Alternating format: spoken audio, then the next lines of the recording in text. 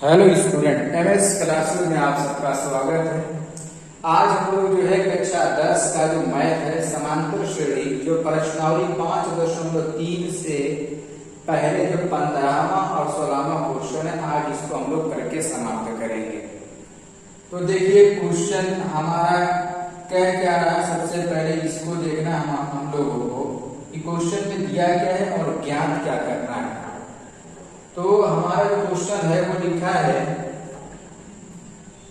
कि संख्याओं की उस सूची के प्रथम 24 पदों का योग निकाला, यानी एक तरीके से n का मान 24 ये तो दिया। 24 पदों का योग ज्ञात कीजिए जिसका nवां पद जो है वो an के रूप में है 3 + 2n से दिया जाता है।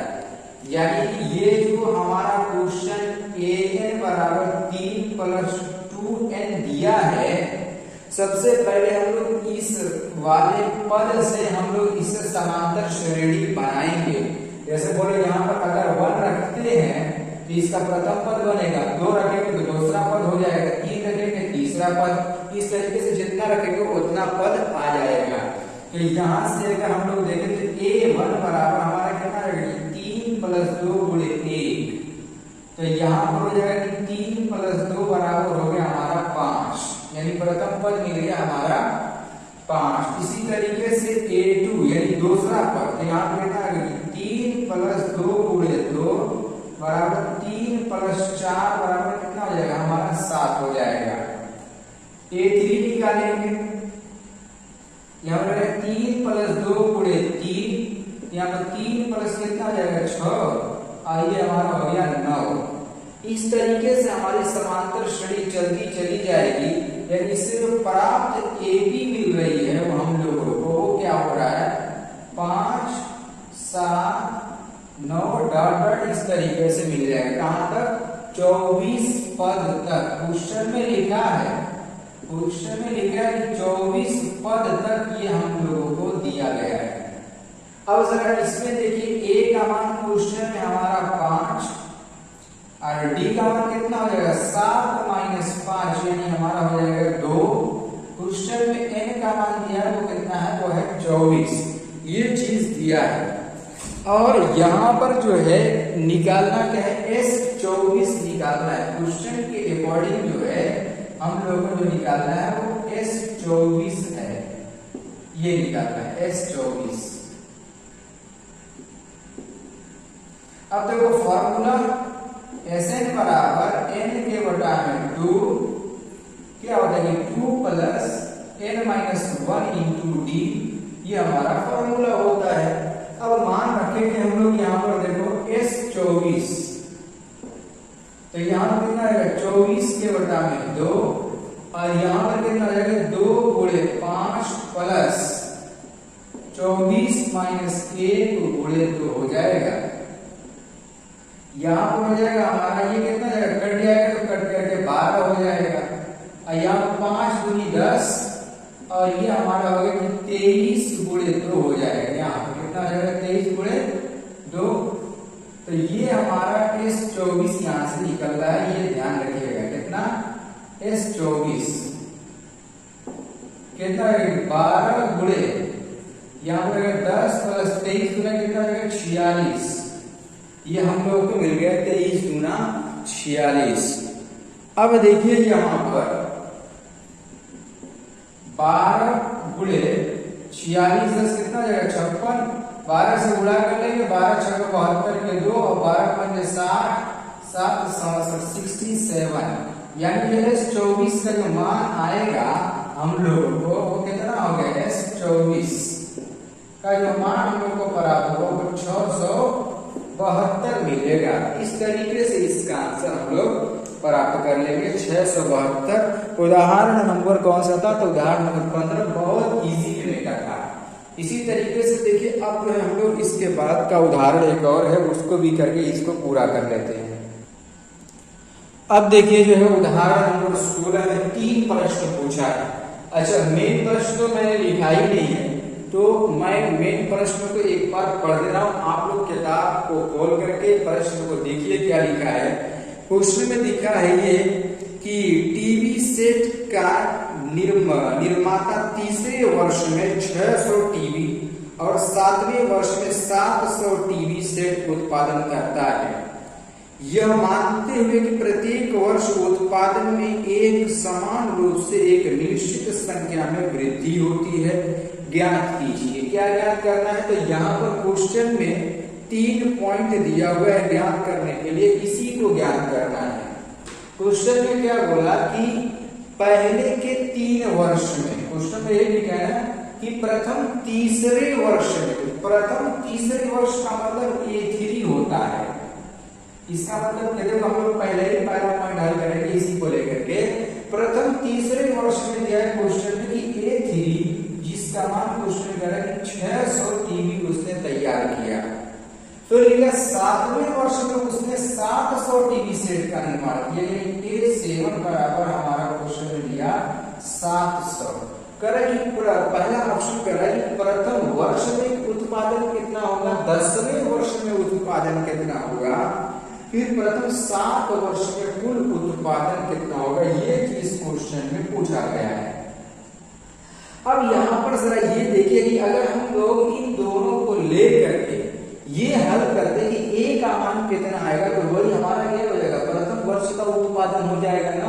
तो हम लोग क्या करेंगे कि A का मान ही यहाँ से निकाल लेंगे। कैसे? तो यहाँ पर हम लोग इसको हल करना पड़ेगा। क्या मानेंगे इसको, A प्लस 2D बराबर 600, समीकरण नंबर 1, और ये हो जाएगा कि हमारा A प्लस 6D बराबर यहाँ पर रहेगा 700, इसको बोल देंगे समीकरण नंबर 2 बोलेंगे। अब देखो यहाँ से हम लोग क्या करेंगे, इन दोनों समीकरण को हल कर देंगे। यहाँ पर लिख देंगे कि समीकरण 1 व 2 से यहाँ पर हो जाएगा कि A प्लस 6D बराबर हमारा 700, और यहाँ पर हो जाएगा कि A प्लस 2D बराबर 600। अब देखो A से A हमारा क्या हो जाएगा, कट जाएगा, और यहाँ पर हमारा बच जाएगा 4D बराबर कितना हो जाएगा 100।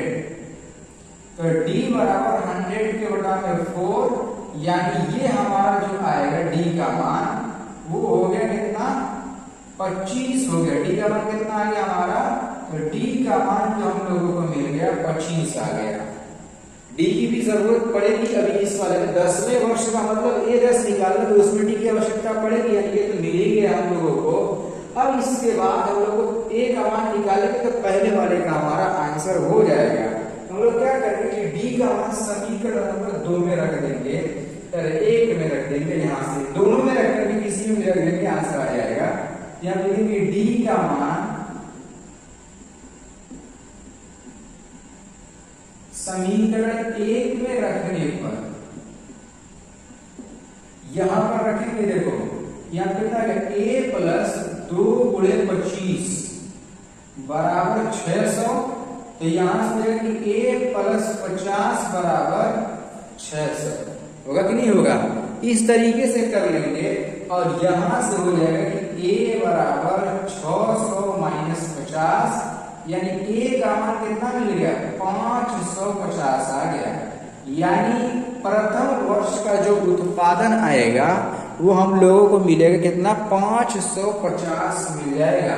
कितना मिलेगा, 550 प्रथम वर्ष का उत्पादन। पहला पॉइंट यहीं पर हल हो गया। अब देखिए दूसरा पॉइंट के लिए लिखा 10वें वर्ष में, तो इसका मतलब यह है कि A10 निकालना है हम लोगों को। इसके फॉर्मूला A प्लस 9D का यदि अगर प्रयोग कर लेंगे तो हमारा आंसर आ जाएगा। तो इसी का प्रयोग कर लेंगे। A का मान क्वेश्चन में कितना दिया है हमारा, देखो यहाँ से निकाला 550, और 9 गुणे D का मान कितना है, 25 है।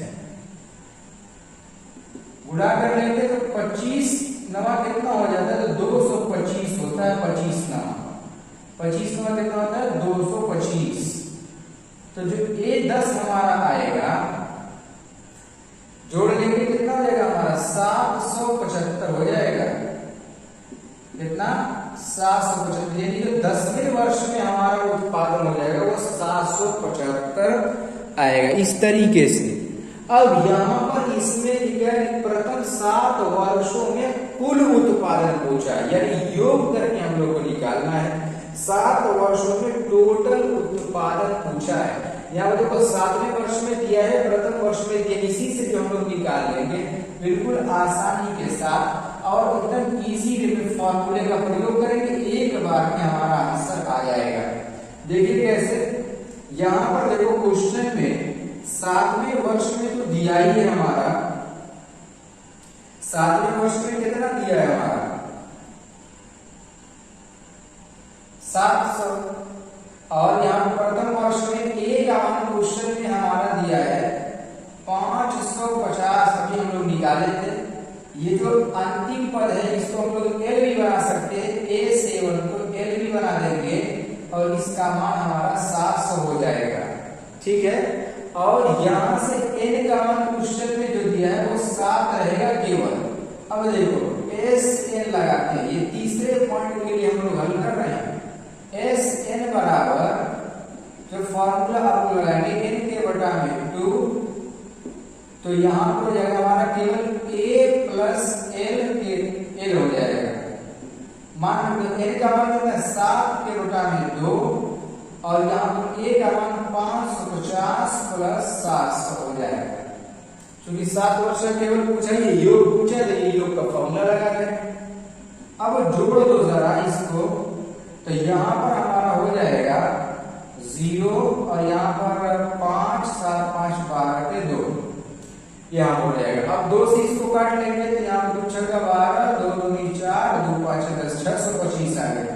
7 से उड़ा कर देंगे Sn के लिए, 7 5 35 के 5, फिर 7 2 14 और कितना हो जाएगा 3 तो 17 के 7 हो जाएगा, 7 6 42 और एक हमारा कितना का 43 यानी 43, यानी जो 7 वर्ष का जो टोटल हो जाएगा वो 4375 टीवी सेट हमारे हो जाएंगे। कितना हो जाएगा 4375। यहाँ पर नीचे लिख लीजिए 7 वर्षों में कुल जो है 4375 टीवी सेट निर्मित किए जाएंगे। इस तरीके से जो हमारा क्वेश्चन का सॉल्यूशन होगा। उम्मीद करता हूँ कि ये वाला भी क्वेश्चन आप लोगों को क्लियर हो गया होगा पूर्ण रूप से।